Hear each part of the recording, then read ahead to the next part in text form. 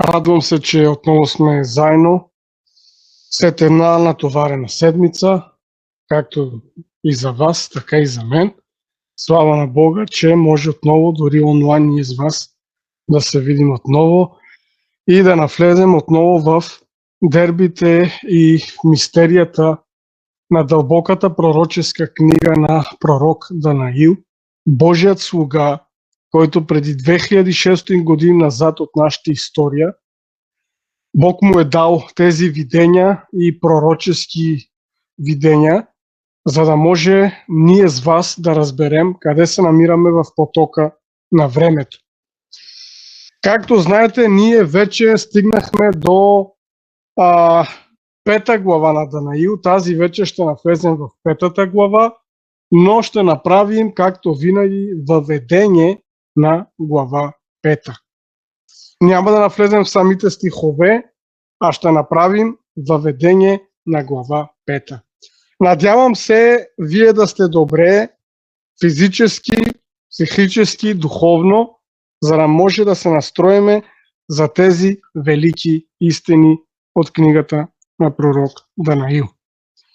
Брати и сестри, не знам дали осъзнавате, но ние наистина малко хора, не че нещо аз разбирам, аз все още се уча, но малко хора, брати и сестри, се осмеляват, дори пастори, теолози, да направят такава стъпка, да се занимават с книгата на пророк Даниел, както е на еврейски, или пък с книгата Откровение от Новия Завет. Тоест, Данаил, книгата Данаил от Стария Завет и книгата Откровение от Новия Завет, това са две пророчески книги, най-големите пророчески книги, най-символичните пророчески книги, които разкриват Божият план, Божият спасителен план на цялата човешка греховна история. И с финал победата на доброто над злото. Пророк Данаил и книгата на пророк Данаил и книгата на пророк Йоан, те имат начална и крайна точка, брат Олег. Началната точка и на двата започва, само че с една малка разлика. Данаил, книгата му е написана 6 века преди Христа, а Откровение е написана 1 век след Христа. Книгата на Данаил започва от 6 век преди Христа и книгата Данаил завършва нейните пророчески видения времето на второто пришествие. Книгата на пророк Йоан, Откровението на Йоан, както това е откровение на Исус, дадено на Йоан чрез ангел. Откровението започва с първото идване на Исус от неговото време, 1 век след Христа, и завършва Откровение с идването на второто пришествие на Христа. Брати и сестри, ние не разглеждаме с вас Откровение, ние се занимаваме с книгата Сестра Галя на пророк Данаил. Но ако е Божия воля, има благодат, сме живи и здрави, и Бог каже амин, аз, когато завърша Данаил, ще започна с Откровението. Защото Данаил и Откровение са една книга с две страни. Това, което в Данаил, брат Олег, е загатнато, в Откровение е разкрито. Защото Данаил, на края на Данаил, ангела казва на Данаил, сестра Ани, запечатай книгата. А в Откровение, в средата почти, ангелът казва пак на Йоан, отвори книгата, тя е разпечатана. Но това ще видим. Но сега аз направих едно общо въведение на двете книги. Миналия път ние с вас, сестра Петя, тези, които сте били миналата събота, брати и сестри от групата Божите деца, ние с вас завършихме, сестра Стефка, Данаил, 4 глава. Видяхме смиряването на гордия. Видяхме една страшна болест, морална, духовна болест, която се нарича, сестра Галя, гордост. Видяхме, че от тази болест е бил болен един велик цар. Това е бил Навуходоносор. Видяхме колко благодат и шансове Бог му е дал да се покае. Той отхвърли. Но в 4 глава на Данаил, която е написана от самия цар, почти цялата глава, с изключение на някои текстове, пасажи, т.е. той се смирява. Признава Всевишния Бог, покайва се и умира на 104 години с покаяние. И аз вярвам, според това, което съм изследвал и видях в тексти в историята, че Навуходоносор, великият цар, който е побеждавал древните близкоизточни народи, като египтяни, етиопци, асирийци и юдеи, ги е покорил, накрая самия цар приема Богът на Аврам, Исак и Яков. И аз вярвам, че великият Навуходоносор един ден ще бъде на новото небе и новата земя. Това е чудо на чудесата. Един езически цар приема Бога на Даниел. Същия този цар, брат Оле, който плени Данаил, който разруши града му, храма му, взе съдовете от храма, взе заложници, роби. Накрая този цар приема Бога на Авраам, Исак, Яков. Данииловия Бог става и Богът на Навуходоносор. Брати и сестри, той е уникален Божий план. Но ние видяхме с вас сънят от 4 глава, едно огромно дърво. Видяхме лудостта на царя, че той се разболява от една медицинска болест, която днес почти в медицинските документи и термини изчезва. Биантропия, ликантропия.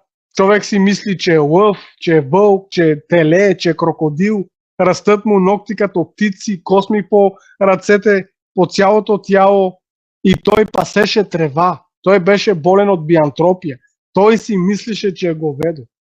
Този, който е пленявал всички народи като животни, ги е взел под своята власт. Накрая самия той става животно и пасе трева. Брати и сестри, но случката в 4 глава завършва с покаяние и надежда. Смиряването на гордия. Аз просто ви правя една ретроспекция, се казва връщане назад, за да видим какво се случи в 4 глава. Вярвам, че изминалата събота, която премина, си взехте поуки докъде може да води гордостта. От тази гордост е страдал един ангел, Херовима, който стана Сатана. От тази гордост са пострадали много библейски герои и царе. За съжаление, от тази гордост страда днес целия свят. За съжаление, от тази болест, по-точно наречена гордост, морално-духовна болест, са болни много вярващи християни, дори пастори. Исус не случайно, най-великия, се смири. Но, брати и сестри, от групата Божии деца, тази вечер аз ще направя въведение на Данаил 5 глава. Няма да навлезем в самите текстове, но ние ще навлезем в следващата събота в 5 глава, но сега ще направя въведение. Накратко да ви представя, казва се литературната структура на 5 глава на Даниил. За какво става въпрос, брати и сестри, в цялата 5 глава? Просто така литературно въведение. Цялата глава, 5 глава, сестра Стевка, се казва падането на Вавилон. Падането на Вавилон. Но в самата глава има много стихове. И ако отворя сега Библията, аз няма да разглеждам главата, сестра Василена, но ако отворя сега Даниил 5 глава, да видя в нашите Библии колко стихове има 5 глава на Данаил. За да имаме така представа, отварям Данаил 5 глава за да видя колко стихове има. 31 стих.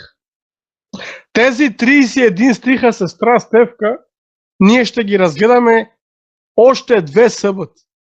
Ще ни трябват поне 2-3 съботи. Това са близо 1 месец, за да разгледаме 5-та глава.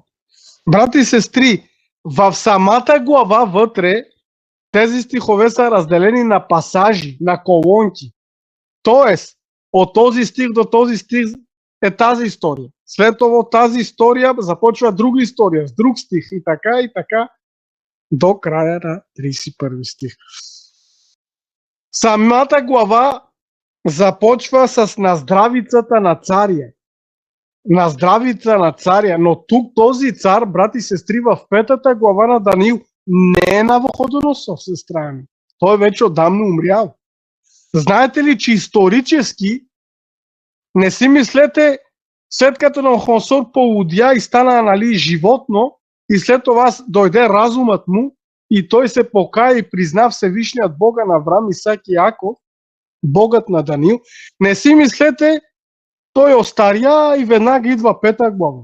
Не си мислете, че от 4-та до 5-та глава една секунда. Аз ви казах миналия път. От 3-та глава на Данаил до 4-та глава са изминали 35 години. А знаете ли сега от 4-та глава, брат Олег, до 5-та глава колко години са изминали? Не си мислете 1 месец, 10 дни. Аз съм проверил исторически. 23 години. Това е един млад живот. 23 години. Представяте ли си? Са изминали от 4-та до 5-та глава. Аз ще го обясня. Самата глава започва първия пасаж на здравицата на царя. А този цар не е Навуходоносор. Това е внука на Навуходоносор по майчина линия. Валтасасар. Или както на староармейски, староеврейски, Балтазар или Белтазар. Ние на славянски език го наричаме Валтасасар. Първата глава на Данаил, т.е. 5-та глава на Данаил, началните стихове започват с наздравицата на цар. Има някакво тържество, банкет, пир. След това, брат Олег, изведнъж в средата на главата се появява надпис върху стената. Надпис върху стената. След това се появява ръка, която пише на стената. След това бабата на царя идва и го изобличава. Има упрек към него.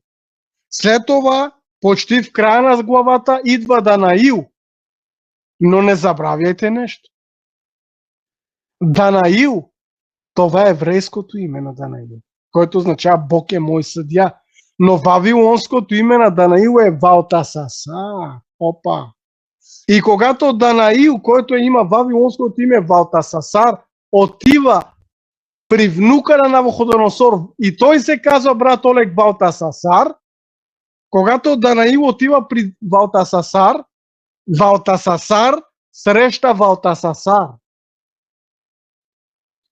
След това, не само, че бабата на Валтасар го изобличава и му дава упрек, но и самия пророк Даниил го изобличава и му дава упрек в края на главата. След това, брат Олег, почти в края на главата ние ще видим какво означава написаното на стената от тази невидима ръка. След това, брати и сестри, ще видим смъртта на Валтасасар. Смъртта на царя и накрая, брати и сестри, ние с вас ще видиме и падането на Вавилон. Само да си припомниме нещо, ако си спомняте. Спомняте ли си във 2-та глава на Данаил, когато Навуходоносор, дядото на Валтасар, сънува един сън, една статуя сестра Стефка от злато, сребро, мед, железни крака, глинени пръсти и камък, който пада. Това са 4-те империи. Вавилон, Персия, Гърция, Рим, разделените народи на Европа и на света и камъкът второто пришествие. Ние живееме долу в Европа. Спомняте ли си нещо? Когато Данаил каза на Навуходоносор във 2 глава: ти си златната глава, това е твоето царство. Но след тебе ще се издигне друго царство по-долно от твоето. След главата следваше сребърните гърди, Мидо, Персия. Брати и сестри, 5 глава на Данаил, това е историческа глава, която показва как се изпълнява 2 глава. Сестра Стеф. Във 2 глава Даниил му каза: Навуходоносоре, ти си златната глава, ти си златната империя, Вавилон. Но след тебе ще дойде друга, по-долна, среброто, мидоперсийците. Брати и сестри, в 5 глава на Даниил ние виждаме исторически как пада Вавилон и златната глава, царството на Вавилон пада, идват мидоперсийците. Защото аз ви казах преди няколко месеца, още във въведението, че първите 6 глави на Данаил са история. От 7 глава до 12 са пророчества. Ние още не сме стигнали пророчеството. Не знам, понякога аз се съобразявам с аудиторията тук. Опитвам се да не използвам такива термини изследователски, защото вие няма да ме разберете. Но няма как аз да ви кажа, сестра Галя, всичко наготово. Няма да бъде интересно. Нали, трябва да разбивам символите и да ги обяснявам със самата Библия. Да ви докаже исторически, политически, археологически, библейски, че това е така. Вие може да кажете: ние си го уважаваме и обичаме брат Сашо, имаме му доверие. Брати и сестри, не забравяйте, че един ангел стана Сатана. Не може да ми имате пълно доверие. Аз съм човек, мога и да греша. Затова записвайте или си слушайте записите и си следвайте и вие 5 глава. Защото аз няма да ви кажа наготово так, това, онова, така е. Няма да ви бъде интересно. Аз ви карам да израснете и да почвате да мислите. А не да чакате наготово. Много хубава проповед, много хубава. Ама дали е така? Разбирате ли?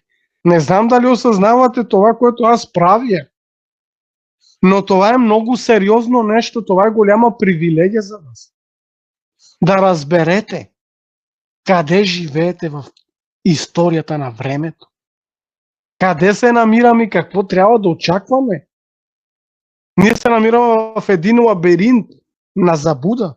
И аз ви представям пътя на пророчествата. Защото пророчествата е един... Знаете ли какво са пророчествата? С една дума. Път е указател. Да намерите пътят правилно. Това е една карта, която показва пътят към новият Иерусалим. И разбира се, както на самата Библия и на книгата Данаил, центъра е Бог, Неговото царство и Неговия син. Защото Данаил, когато стигнем до 9 глава на Даниел, вие ще видите, че книгата Данаил е директна магистрала към живота на Исус Христос, или както еврейското му е Йешо. Центъра на една проповед трябва да бъде Бога на небесата и Неговия син. Защото без тях всичко се обезмисли. Нека сега навлезем в самото въведение на главата. Тя ще бъде кратката ми. Брати и сестри, нашата тема е заглавена, както ви пратих днес 2 пъти сутринта и 3 часа преди нашия час. Нашата тема е заглавена Невидимият наблюдател. Повтарям. Първата тема на 5 глава на Даниел е озаглавена Невидимият наблюдател. Не знам колко се вижда тук, но той е с червените дрехи, това е Валтасар. Ония с белите дрехи е Данаил, който показва какво пише на стената. Там има жени, там има мъже, всички са пияни, играят. И над Данаил има едно око, който наблюдава всичко. Наблюдението на невидимия. и ще разберете. Нека навлезем в нашата тема тази вечер. Но, брати и сестри, искам да направя една молитва. Знаете, че при всяка глава на Данаил ние правиме молитва. Но понеже отдавна се помолих с тази молитва, тук имам пред мен, аз ще се помоля, тя е на староеврейски и на на староеврейски и на български, но аз ще се помоля първи на български и след това и на еврейски. Нека затворим очи и да се помоли. Тя е кратка. Благословено да бъде името Ти, Господи Боже наш. Господи Боже на Израел. Ти си Господ, нашия Бог, който си Господ един. Благословен си Ти, Господи, Царю на света. Господ да ви благослови и да ви опази. Господ да осияе с лицето си над вас и да ви покаже милост. Господ да издигне лицето си над вас и да ви даде мир.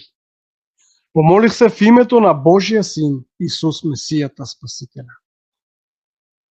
Сма Израел, Адонай Елохейну, Адонай Ехад. Барух ата Адонай Елохейну мелек хаолам. Явареха Адонай веишмереха. Явера Адонай панах елеха вихунеха. Иса Адонай панах елеха веясем леха шалом. אני מתפלט בין האלוהים ישוע המשיח. אמן. Амин, Дево Баре. Амин, Дево. Амин. Добре, брати и сестри, нека видим това въведение невидимият наблюдател. Брати и сестри, задачата ни историята, ние с вас се намираме в историята на времето. Времето, като величина и пространство, то е точка в вечността. Представете си една капка от морето. Представете си, че морето е вечността, а капката е времето. Ние не сме в морето, ние сме в капката. Това е времето. Както казва гръцкият философ Сократ, ако не се лъжа, може би Платон, че времето е миг между вечността като начало и край. Времето има начало и край, но вечността няма, защото тя е вечна като самия Бог. Бог не е във вечността. Вечността е в Него. Бог е личностен дом. Бог е като един огромен храм. Всичко е в Него. Брати и сестри, задачата на историята винаги е била не само документирана със събития и факти, но и да получава брат Гани чрез тях. Историята ни докладва за войни, за кръвопролити, за злините и грешките, които са допуснати, брат Олег, от народите, от царствата, от отделните личности. Защо са документирани? Архивирани. Сестра Стевка. За да не се повторят вече. Брати и сестри, историята е велика учителка. Не знам дали вашият любим предмет в училище е бил история. На мен е бил любим предмет историята и географията. Но историята е велика учителка на народите от миналото. Всяко поколение може да получи твърде много от историята. Но какво казва брат Гани Библията? Нека попитаме един велик апостол, и това е, познайте, Павел. В Римляни, брат Олег, 15 глава, стих 4, Павел прави едно припомняне към римляните относно библейската история. И в Римляни 15 глава, стих 4, чуйте думите на Павел. Чета. Защото всичко, което е било писано отпреди, е било писано за наше поучение и чрез твърдостта и утехата от писанията да имаме надежда. Чувате ли какво казва Павел, сестра Стефка? Защото всичко, което е било по-напред писано. Павел пише тези думи през първи век. Когато той казва писано, там няма вече Нов Завет. Там има писанията. Както ние наричаме Стария Завет. Там е Тора, Петокнижието на Моисей. Там са Кетувим, писанията на псалми, притчи, летописи, царе. Там са Невим, там са пророците. И разбира се, юдейските тълкувания. Мишна, Талмуда, Гемара, кабалистите и много други учения и школи, които идват преди и след Христа. Но, брати и сестри, обърнете внимание, Павел казва всичко, което е било написано по-напред, т.е. по-назад има предвид. Т.е. какво е написано по времето на Моисей, на Соломон, на Давид. Всъщност писмеността от пророците идва около 15 век преди Христа. Писмеността идва преди евреите. Например, египтяните са пишели иероглифи доста преди евреите. Писмеността вече е била на камък. Но интересно, обърнете внимание, Павел пише за това всичко, що е било от по-напред писано. Писано е било за нас. Обърнете внимание, Павел, когато казва за нас, няма предвид мен и вас, а той казва за себе си, за първите вярващи. Но това и за нас. Защото и ние вярваме. Брати и сестри, забележете, чрез твърдостта и утехата от писанията, има предвид книгите на Стария Завет, да имаме надежда. Но ние сме по-привилегировани. Ние имаме вече Нов Завет. Разбирате ли? Какво да имаме? Да се утвърдиме от вярата на старозаветните пророци, на Божия народ и чрез писанията ние да имаме надежда. Надежда за един по-добър свят, край на злото, край на сълзите. Идването на Спасителя, Машиях, както казват евреи. Но нека видим още един текст за подкрепа. Отново от Павел, само че отиваме след Римляни, идва Коринтияни. Първо Коринтияни, 10 глава, брат Олег, стих 11 казва така. Първо Коринтияни, 10 глава, 11 стих. А всичко това им се случи за пример и се написа за поука за нас, върху които са дошли последните времена. Обърнете внимание, Павел казва, а всичко това им се случи на кого? На евреите. Цялата глава и предишната той говори за израелтяните и тяхното роптаяние в пустинята. Как са молили, как са роптаяли, как са негодували към Моисей, че нямат хляб, че нямат вода, ама искат месо, искат и риба, ама в Египет казаните са били пълни да се върнат там, ама да умрем ли тук? Нямаше ли гробища в Египет? Те роптаеха. И Павел казва, нали, и случката с златното теле, където играеха, танцуваха, богохулстваха и се покланяха на този идол и нарушаваха втората заповед. Всичко това им се случи за пример и за наша поука, върху които са стигнали последните времена. Обърнете внимание, брати и сестри, последното време не настъпва сега, брат Олег. Последното време започна с идването на Исус. Но последното време, когато казва Павел последното време, той има предвид краят на старата епоха, с идването на Месия. А евреите знаете как очакваха Месия? Те очакваха един велик цар да смаже Римската империя и да направи евреите отново велики. Но според писанията, както той казва, като пророците Исаия, Еремия, Захария, те предсказват, че Месия ще бъде жертвен агнец, той ще страда, той ще умре, той ще възкръсне, царството е духовно.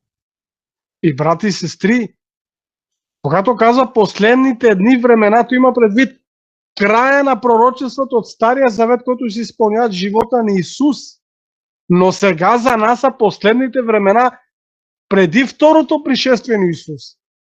А тогава са били последните времена първото идване на Исус. Месия дойде, почти старозаветните пророчества за него се изпълниха като жертвен агнец, но сега той ще дойде втори път като цар на царете и ние отново живееме последните времена. По-правилната фраза е последните времена. Когато казваме последните дни, сестра ни, последни дни колко? 30 дена, 60 дена, една седмица. Тоест Бог трябва да дойде скоро. По-правилната дума е последните времена. Но в тези последни времена ще има и последни дни. Защото когато казваме време, то обхваща по-голям период.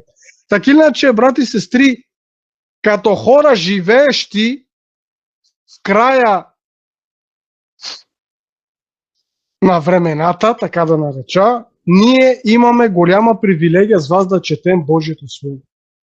Днес ние с вас четем Божието Слово народния си език български. И ние трябва да бъдем благодарни. Брати и сестри, не само да четем народния си език, но и да се получаваме от него. Защото, обърнете внимание какво казва Павел. Всичко се написа за поука за нас. Брати и сестри, често Божия народ е повтарял грешките на своите бащи. Какво казва Исус в Евангелията? Вие убивате пророците, громници, варосани, както бащите ви, и изидате громниците на пророците. От кръвта на Авел до първосвещеника Варух. Спомняте се думите в 23 глава на Матей. Брати и сестри, колко днес народи повтарят грешките на своите предци. Колко империи, римската, британската империя, османската империя, а колко и ние като личности с вас повтаряме грешките на нашите баби, дядовци, бащи, майки, роднини. Повтаряме грешките. Не се учим от историята. Брати и сестри, запомнете, че Господ не желае, брат Гани, да допускаме същите грешки на хората, които живели преди нас. Защото и последиците са същите. Ние виждаме, Адам и Ева се грешиха, видяхме последиците за света. Давид се греши, евреите се грешиха, видяхме последиците за света. Последиците са същите, брати и сестри, а той Бог ни жали и не желая да повтаряме техните съдби, техните последици. Брати и сестри, ако внимателно изследваме Библията, повтарям, ако внимателно изследваме Библията, ще видим, че в нея има отразени такива събития и ситуации от човешкия живот, които почти цяло обхващат общественият, личния живот на човека. Имаме примери с хора, които Бог е благословил и хора, които е наказан. Ако четете Библията, ще видите и благословени хора, и наказани хора. Бог наказва самия грях. Няма компромис за него, защото Бог даде сина си. Брати и сестри, Бог желае ние с вас да извлечем необходимите поуки за нас. Поуката се състои именно в това, сестра Василена, да не повтаряме техните грешки, защото Бог е същият. И наивно, и лекомислено да си въобразяваме, сестра Стевка, че правейки същите грешки, животът ни ще протече по различен начин от този на съгрешилите преди нас. Бог е благодат, Той даде сина си, да, така е. Бог прощава и твоите бъдещи грехове. Но, брати и сестри, грехът е все още тук. Още нямаме променени тела. Още Исус не дойде. И ние може да усетиме последиците в нашия живот. Живота на всеки човек, брати и сестри от групата Божи деца, живота човек се учи главно по два начина. Запомнете, моля ви. В живота човек се учи главно по два начина. от собствените си грешки и от грешките на другите. Много по-мъдро е да се получаваме от грешките на нашите предци, баби, дядовци, близки. Ако някой изгорил ръката си при своите неправилни действия, трябва ли аз да изгоря своята ръка? Ако баща ми е бил най-голямата пияница и е бил майка ми и е тормозил систематично, и аз ли трябва да пия и да тормозя жена си? Ако дядо ми е бил най-големия крадец, и аз ли трябва да бъда? Ако баща ми е бил провал, и аз ли трябва да бъда? Често това е генетично и кръвта вода не става. Но не трябва да помислиме. Трябва да помислиме, сестрани. Брати и сестри, ние с вас трябва да разберем, че законът за причинно-следствената връзка е вечен и неотменим. Неотменим. Щом има проблем, брат Гани, има и причина. Щом прозорец е счупен, значи някой го удрял с желязо, с чук, с юмрук или с камък. Щом е счупен, има причина да бъде счупен. Щом те боли гърлото или стомаха, има причина. Брати и сестри, Библията представя тази истина последния начин. Този стих го знаете наизуст, но аз ще го прочета, за да не се усъмните в мен, и сега отварям Новия Завет. Книгата Галатяни, посланието към Галатяните 6-7, Павел там говори за последиците от два живота. Живот в духа и живот в плътта. И в 6-7 казва, брат Гани, не дей се лъга. Той казва на вярващ. Бог не е за подиграване. Понеже каквото посее човек, това и ще пожъне. Брати и сестри, не очаквайте, ако имате градина и сте сеяли домати, да пожънете краставици. Не чакайте, ако сте сели череши, да пожънете ягоди. Няма как. Не дей се лъга, а най-големия лъжец е Сатана. Бог не може да го лъжеш. Бог не е за подиграване, моля ви, запомнете това. Понеже каквото посее, какво сееме ние? Ние сееме мисли, както има една поговорка, не поговорка, това е сентенция, мисъл, но тя е взета от Библията и е парафразирана малко в по-разширен вариант. Посей мисъл и ще жънеш действие. Посей действие и ще жънеш навик. Посей навик и ще жънеш съдба. После олеле. Понякога грешките на младини на старини ги усещат. Работа, после на легло. Гърбът боли, бъбръците болят. Ама защо взех този мъж или тази жена? Както сега си патим цял живот. Брати и сестри, човек трябва да бъде разумен. Ако даден човек, брат Олег, е посял злини, неправди в своя живот и е пожънал същото, колко наивно, колко глупаво, колко безразсъдно е да се смята, че правейки същото, ще жънем други плодове. Това просто е невъзможно. Но в Библията са записани много случаи, брати и сестри, при които определени личности и сестрани са сели правда, доброта, разбира се, че Святия Дух, защото в човека няма добро, и любов, и в живота си жетвата им е била същата. А това на простичък земен език, знаете ли какво означава?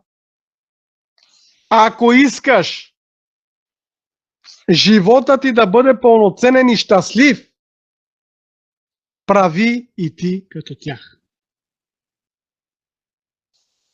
Но както обикновено става, бавно учим и бързо забравяме. И това не от днес. Ние вече, сестра Боянке, не дълго и на широко говорихме за един човек, Навуходоносор, който правеше точно това.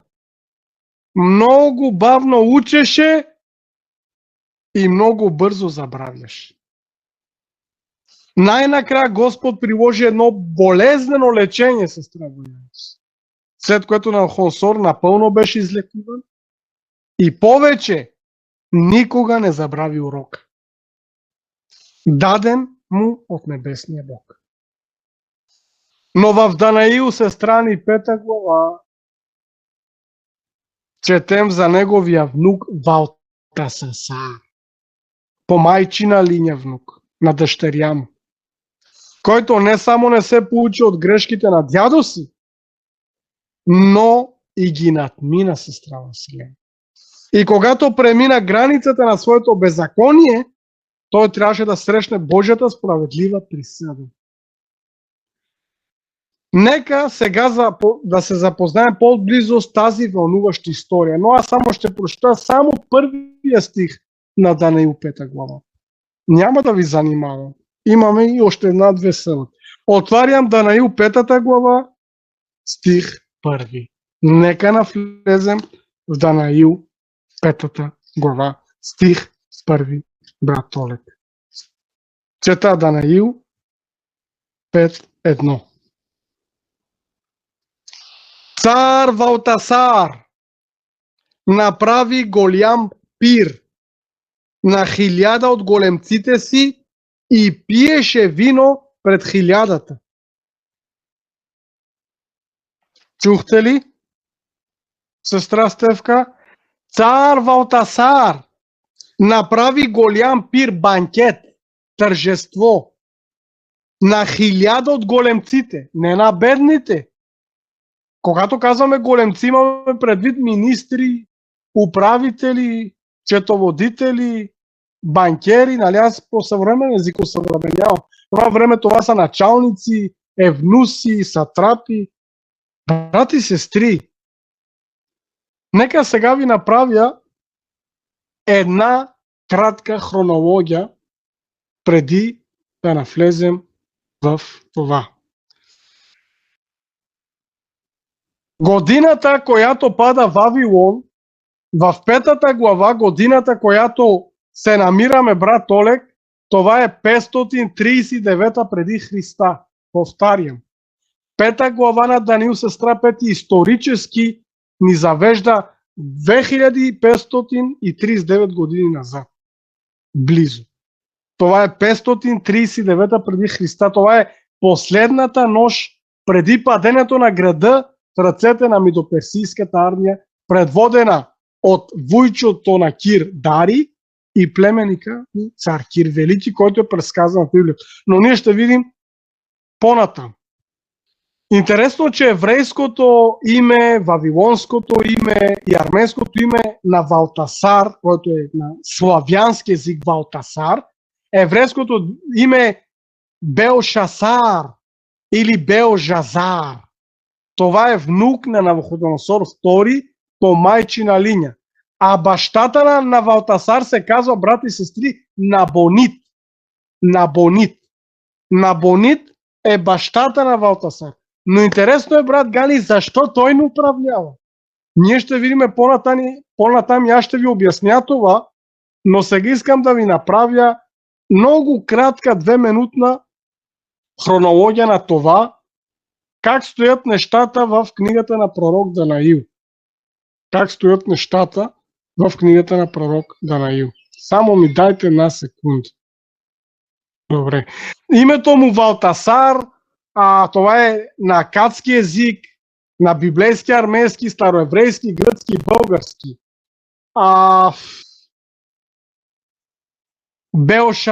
Белшацур е на акадски, Белшацар е на староармейски, Белшатацар е на староеврейски, Валтасар вече е на гръцки и на български също е Валтасар. Какво означава името му?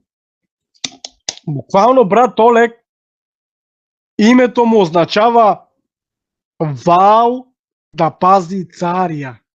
А този Вал е едно древно божество. Бога Вал, който са се кланяли и хората на Езавел от книгата на царете, където Илия се срещна с тях. Бог Ваал. Извинете.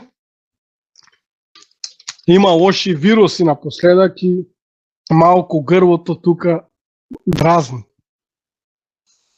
Буквално, брат Олег, името на Валтасар или Белшацацур, както е на кацки, означава Вал да пази царя. Но този Вал е езически бог. Това не е Мардук. Това е Ваал. Но ще видите в 5 глава, че Богът на Даниил взима царството на Ваал. Защото той е Бога на боговете. Истинския Бог. Брати и сестри, нека сега направим една кратка хронология за историята на годините и още малко ще ви дам думата. Вижте, това е малко по-висока тема.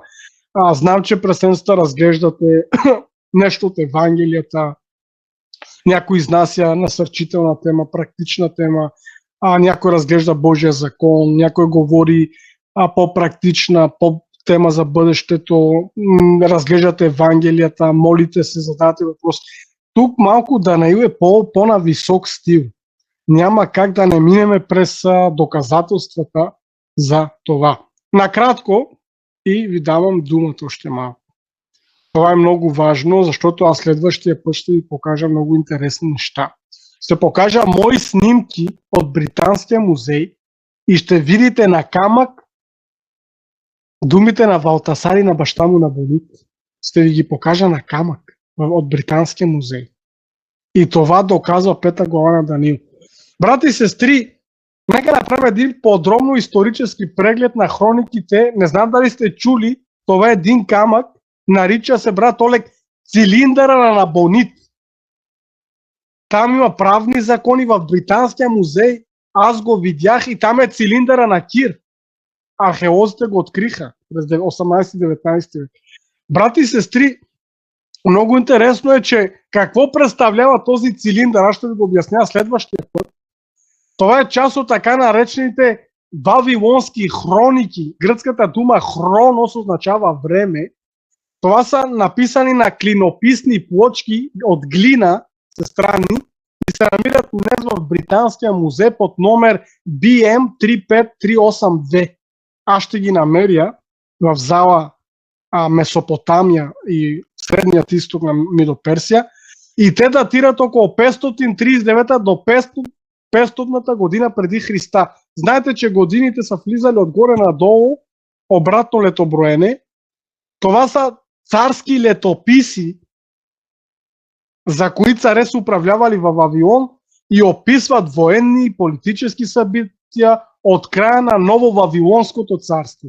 Интересно е, че в този цилиндър документ, така да кажа на съвременен език, да ме разберете, се разказва за управлението, брат Олег, на Набонид, който пък е син на Навуходоносор и баща на Валтасар.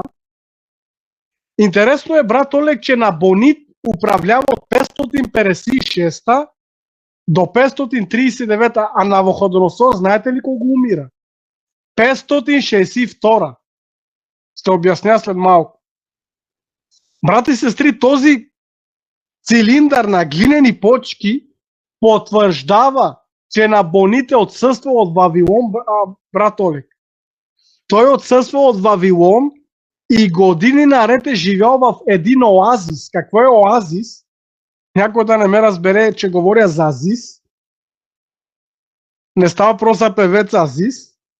А оазис, това е като райски кът насред пустинята, където има езеро, палми, там камилите пият вода. Това е като рай в пустинята.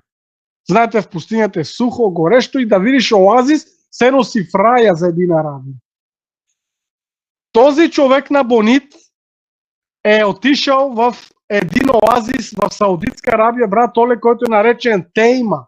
Той е бил много набожен и е служил на бога на луната Саха.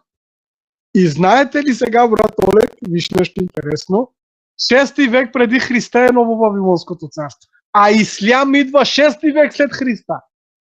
А в Исляма днес има луна и звезда. А Набонид се покланял на Бога на Луната и звездата. И аз го видях тук на камък, ще ви покажа снимки, имам снимки следващия път.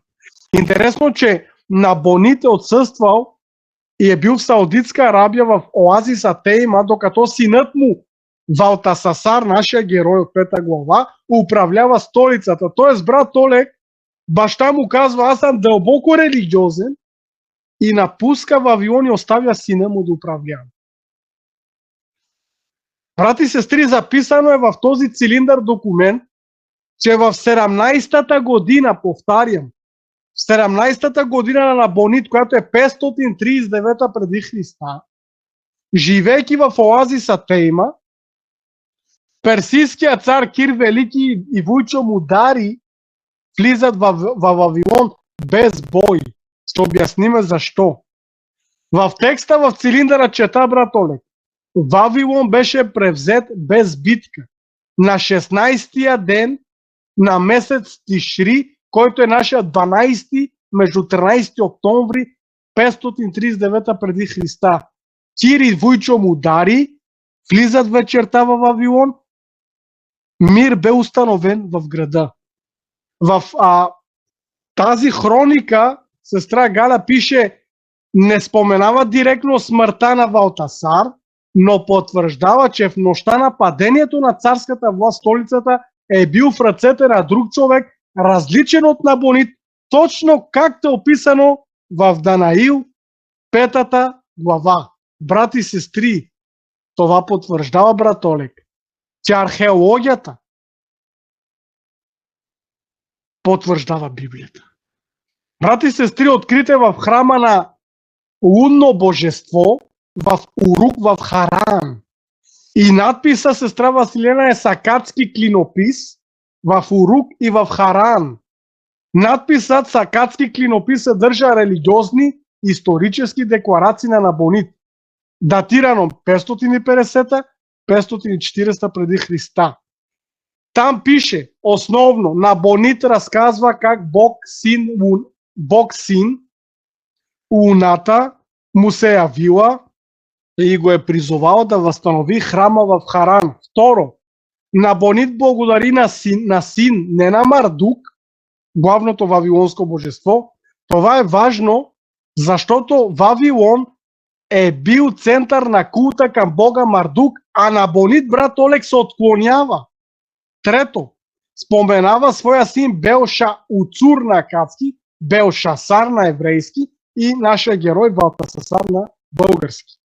Чета, а що се отнася до Белшауцур, който е Валтасасар, първородният ми син, плод на сърцето ми, нека бъде послушен и да ни спада в грях, нека му се продължат дните в мир. Така каза последните думи на Набонид и оставя на сина си Валтасасар. Брати и сестри, това е първият извън библейски документ, който потвърждава историческото съществуване на Валтасасар, син на Набонид, който е описано в 5 глава на Данаил. Брати и сестри, това е много интересно и само да добавя, цилиндъра на Набонид затвори устата на всички спектици, критици, невярващи, доказва изключителната историческа точност на книгата Данаил. И сега в края, това е много важно да го чуете, 605 преди Христа, повтарям, от 605 брат Олег, цар Навуходоносор II побеждава при Кархемиш и пленява Иерусалим. Това е Данаил 1 глава. Данаил е отведен в плен, тогава Данаил е на 17 години в 1 глава. 605. След това 603 до 602 брат Олег, сънят за образа злато, сребро, мед, желязно, глинени крака и камък, който пада. Това е Данаил 2 глава. Пророческия план на историята. След това 580 до 570 издигането на златният образ и горещата пещ. Това е Данаил 3 глава. Вавилон срещу вярата на тримата младежи. Седрах, Мисах и Авденаго. 570-562 Навуходоносор преживява 7-те години на удос и се покайва. Това е Данаил 4 глава. Бог смирява царя. И сега смъртта на Навуходоносор настъпва през 562. Знаете ли кой цар взима престола в Вавилон след Навуходоносор? Казва се Евил Меродах. Това е синът му. Знаете ли на колко години е Данаил тогава? По време на царуването на Евил Меродах, Данаил е на 45 години. А по времето на Навуходоносор е бил на 17 години. След това 562 смъртта на Навуходоносор. От 560 до 556 идва друг цар след Меродах. Казва се Неглисар Лабоши Мардук. Той пада, брат Олег, има вътрешни борби в Вавилон и дворцови преврати, бунтове. 556 Набонид става цар, но той отстъпва на сина си Валтасар, който е самоуправител в столицата. 550-540 Набонид отива в Тейма, оазиса в Арабия, и оставя Вавилон да управлява сина му Валтасар. Това е период на идолопоклонство и религиозен упадък за Вавилон. Брати и сестри, Данаил 5 глава, дойдохме си у дома. Тогава е банкета, пирът на Валтасар. Така започва Данаил 5.1, аз го чето. Направи пир на 1000 от големците си. Пирът в Данаил 5 глава е в същата нощ, когато Вавилон пада. Вавилон пада на 13 октомври 539. Така Данаил 2 глава се изпълнява исторически в 5 глава. 539 на 13 октомври мидоперсийците влизат в Вавилон. Кир Велики дари началото на мидоперсийското царство. Горе-долу малко ви занимах с число и математика, но брати и сестри, това е истината. Сега, 2 минути да изкараме малко полуки. Цар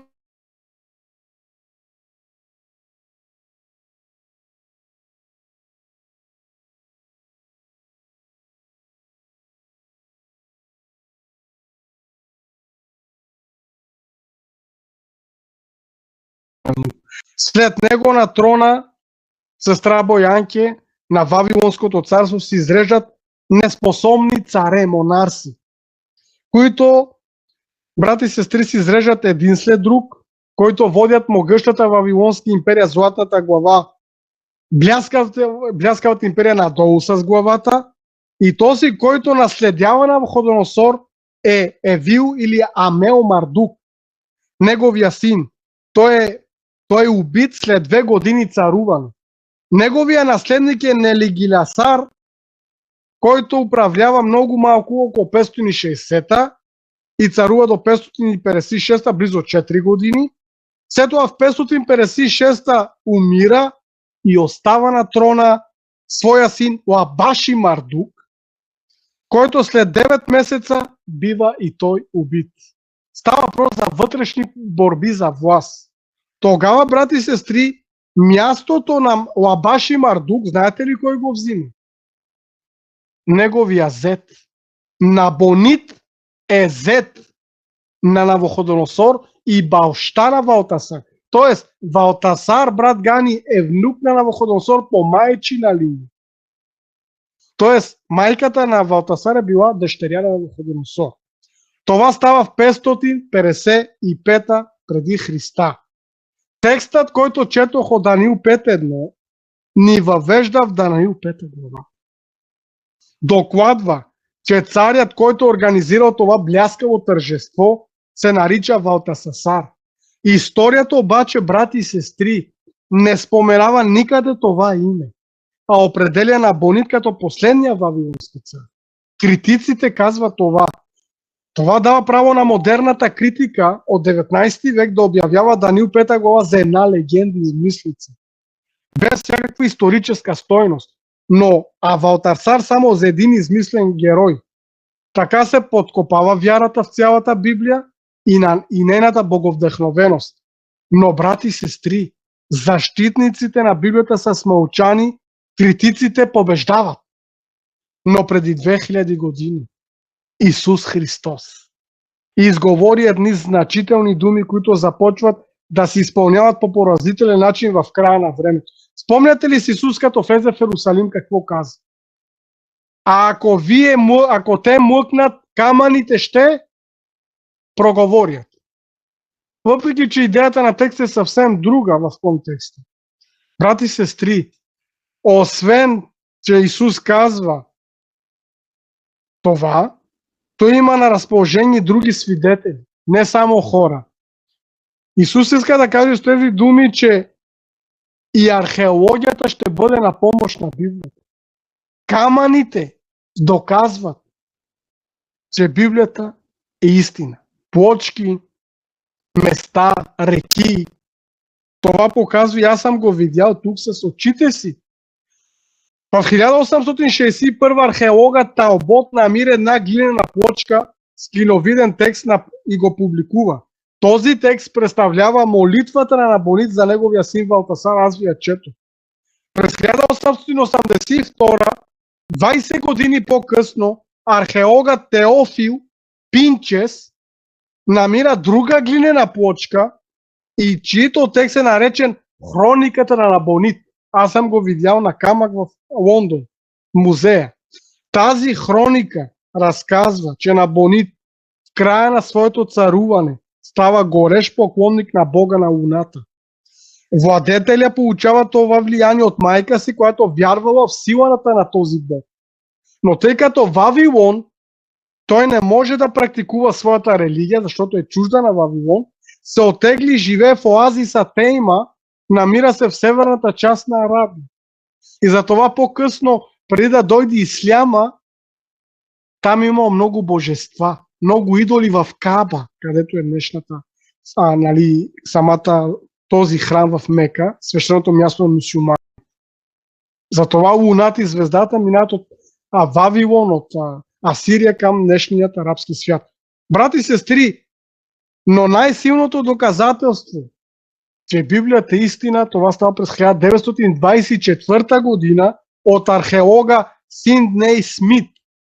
Той намира, брати и сестри, една глинена плочка, която днес се съхранява в Британския музей. На нея е изписано: той повери лагера на най-големия си син. Първородният, той нареди войските, частите в страната под неговата власт. Той остави всичко да върви, повери му царуването. Набонид се отегля и дава на сина си Валтасар. Сега разбирате ли защо Даниил 5.1 започва, че Валтасар направи пир банкет на 1000? Защото баща му казва: сине, ти управлявай. Аз не мога тук да се поклоням на Бога на Луната. Тук не приемат, аз отивам на юг към Арабия. И за това той прави това тържество. Даже има от археолозите, че са намерили залата във Вавилон, днешен Ирак, и самата зала, където е била, нали. Брати и сестри, ето как става ясно, че в последните години от своето съществуване Вавилонската империя била управлявана от двама царе едновременно, Набонид и неговия син Валтасар. Някои теолози смятат, че голямото пришество, което Валтасар организира и което е докладвано в началния стих на Даниил 5.1, всъщност е официалното му коронясване на цар на Вавилон. И отново Библията излиза права, а критиците посрамени. Така ще бъде и до края, брати и сестри, защото Библията е Божието Слово и тя винаги говори истинските и последни достоверни неща. Брати и сестри, каква е международната обстановка по времето на събитията, описани в Даниил 5 глава? Само това изпирам. 550 преди Христа персийците отхвърлят родството на Вавилон.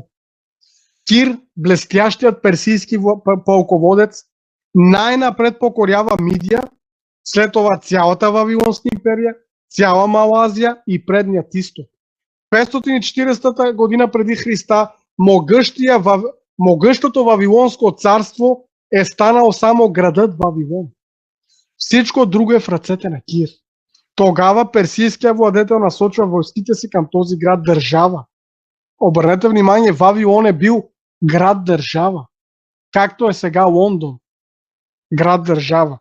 Събитията в Даниил 5 глава се развиват през 539 и описват точно тези драматични последни часове на Вавилонското царство. Кир е пред стените на огромния град. След като разполага войските си със специален отряд, той започва да обикаля града, търсейки слабо място, къде да атакува. Но на празно. Слабо място няма. Всичко е построено така, че Вавилон практически е непревземаем. Обграден с 3 крепостни стени, високи много здрави стени, Вавилон стои мощен, сякаш той се присмива на своите противници.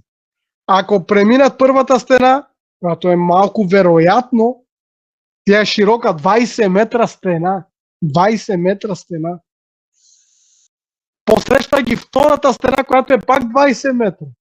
И даже има легенда, не знам колко е верно, че когато цар Кир е бил отвън на стените на Вавилон, те са били високи 20 метра дебели, и ако преминат първата страна, има още една стена 20 метра, и ако преминат и тази стена, дълбоката река Ефрат ще се удави. Нямало самолети, хеликоптери, лодки, крайслери, самолетоносачи, коне и колесници. И брати и сестри казват, не знам колко е вярно това, че уж било вавилонците са се качвали на стените и са се смели на персийците. Луди ли сте, бе? Никога няма да ни превземете. Ние имаме за 20 години храна и са им хвърляли банани, портокали. Подиграваха се. Вавилон никога няма да падне. Така са казвали. Но, брати и сестри, ако преминат втората, ги възпира третата стена, брат. Вавилон. Укрепен град, кубичен. Да преминат през 3 крепостни стени, които са много дебели, брати и сестри, силно охранявани, е било непосилно за нито една армия в тогавашния свят. Сега армиите имат самолети, хеликоптери, всичко. Брати и сестри, да не забравяме, че първата крепостна стена имало голям дълбок ров, пълен с вода от река Ефрат. Да се стигне до самата стена, трябва да се премине през този воден пояс, който една пехота би насочила задачата си. Разбирайки, че чрез пряка атака няма да успее, Кир решава нещо друго. Брати и сестри, на Кир му идва една идея. Представете ли си, 2 години се върти около Вавилон Кир. 2 години се върти, не може да превземе града, братоле. Стени високи 20 метра дебели, 3 стени, река Ефрат. Този град е непревземаем. Брати и сестри, какво да прави Кир? 2 години е с персийската армия отвън. Не може да превземе града. И, брати и сестри, войниците на Кир стоят. Няма победа. Те стоят отвън. И изведнъж, брат Олег, изведнъж на Кир му идва една идея. 2 години чакат отвън. Обсадиха града. Няма шанс. И изведнъж на Кир му идва една идея. Изведнъж, как така, брат? Сега внимавайте какво ще чета. Кир си казва, ако преминем 3 стени, те са с медни врати. Защо вратите на Вавилон са медни? Защото да не хващат ръжда от реката, от води. Огромни врати, 20 метра високи, 3 стени по 20 метра. Река Ефрат, която е дълга река, близо 3000 км, идва от планината Арарат, от Турция, преминава през цялата Месопотамия и се влива в Персийския залив. Тя е спомената в Битие. След 2 години на Кир му идва идеята, брат Олег, да пътува на север към Вавилон и насочва войските си на север. Брат Олег, до река Ефрат намират едно огромно езеро, но езерото е сухо, празно. И той казва на войниците, започвайте да копаете. Те казват, защо ние сме войници и не сме работници? Почвайте да копаете. Те копаят, брат Олег, и отклоняват река Ефрат да протечете в това езеро, да напълнят езерото с вода. Така водите на река Ефрат започват да падат. Но брат Олег, как Кир стигна до този гениален план? Как? Как цели 2 години умът му стои безплоден, не ражда нищо, изведнъж такова невероятно озарение, откровение от небето? Как, брат Олег? Библията разбираме, че тази гениална идея е била изпратена от Яхве. Айде сега да видите нещо. Колко уникална е Библията. Сега да ви питам нещо. Данаил ли живее преди Исаия или Исаия живее преди Данаил? Но в същото време живеят. Не. Данаил живее 6 века преди Христа, Исаия 7 века преди Христа. Защото Исаия е написана 700-та година преди Христа, а Данаил е много по-късно. Но Данаил е знаел за Исаия. Те са били в много близко време. Брати и сестри, трябва да се ровите в историята и в археологията, за да разберете тези неща. За да се утвърди вярата. Защото това не е само история и Библия. Аз съм го видял на камък. Как ни само идва тази идея? Извинете, на Кир. Нека си отворим Библиите. За да видите колко уникална Библията. Айде сега. Кир е избран от Бога 150 години преди своето раждане. И в книгата на Исаия, 44 глава, стих 24, чуйте какво пише. 44-24. Чуйте какво казва Исаия. Това е пророчеството за Кир. 44-24. Не си купил за мене благоуханна тръстика с пари, нито с мене, извинете, аз чета 43 глава. 44-24. 44-24. Така казва Господ Изкупителят, който те образува в утробата. Аз съм Господ, който извършвам всичко, който сам разпрострях небето и сам разтлах земята. 25. Който осуетявам знаменията на лъжците и правя да обезумеят порицателите. Който преобръщам мъдрите и обръщам знанието им в глупост. 27. Който казва на бездната изсъхни и аз ще пресуша реките. 28. Който казвам за Кир, той е моя овчар, който ще изпълни всичко, което ми е угодно. Даже когато кажа на Иерусалим, ще бъде съграден. И на храма ще бъде положен основите му. Виждате ли, брати и сестри, Кир е споменат 150 години преди раждането. Аз съм ви обяснил как един овчар отглежда Кир, как дядо му искаше да го убие Астияк и как по Божие откровение Кир е спасен. Той е избран и даже той е наречен с титлата Машиях. Той е като Месия за евреите, политически лидер, който дава право на Израил да се върне в святата земя да построи храма. Брати и сестри, Еремия 51:36 казва и Еремия докладва. Затова така казва Господ: ето аз ще се застъпя за делото ти и ще развърша въздание за тебе и ще обърна реката на Вавилон в суша и ще пресуша извора. Брати и сестри, и Еремия и Исаия предсказва, че Вавилон, река Ефрат, ще изсъхне. И Кир, брат Олег, това прави. Отклонява реките. Затова му идва тази идея. 2 години не може да превземе Вавилон. И изведнъж отива на север. И пресушават река Ефрат. Пада нивото й. Брати и сестри, човек не може да чете тези стихове спокойно, без да се вълнува. Та помислете, Господ споменава името на Кир 150 години преди да се роди. Казва още и начина, по който Кир ще превземе Вавилон. Ще пресуши реката. Коя река? Ефрат. Брати и сестри, не е ли поразително това? Кой може да направи подобно предсказание и да го реализира по-късно? Никой, освен живия Бог. Брати и сестри, самия контекст на главите ни са, самия Бог казва: аз ще извърша всичко, що ми е угодно и никой не може да спре ръката ми. Господ е над историјата. Тој каза, ще искарам тримата од пешта, ще направя на Навуходоносор животно, ще падне Вавилон, ще избера Кир. Така става. Брати и сестри, Бог е Всевишния, който владее. Брати и сестри, изминава веки и половина от това знаменито пророчество. Кир се ражда, пораства, застава със своите войски пред стените на Вавилон с войчо си дари. После идва и гениалната идея за пресушаването на река Ефрат, изпратена му от небето. Всичко върви точно така, както Бог е предсказал много, много по-рано. Реката е пресушена, войските на персийските владетели тръгват към града и сега след тези задължителни обяснения ние ще се върнем в двореца в Вавилон. Но какво става в двореца в Вавилон, сестра Галя, ще го видим следващата събота.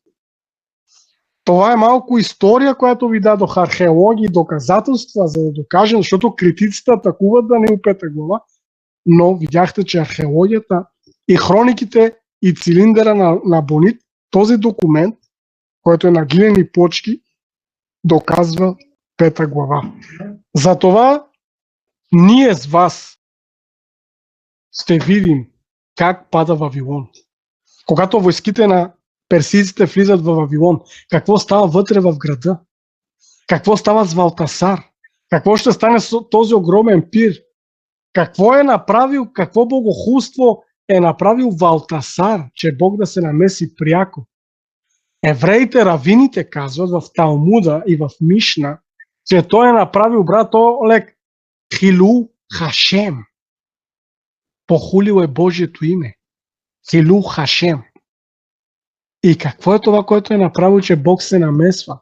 И защо пада Вавилон, брат Олег? Защо пада Вавилон? И ние, когато влезем в пророческата част, ще видите, че има и днешен Вавилон, духовен Вавилон. И както Валтасар държеше чаша златна и пиеше вино, сега една жена от Откровение държи златна чаша пълна с мърсоти. И ще видите, че Данаил, който е бил верен на Бога, и тримата му приятели, така ще бъде остатъкът на последното време.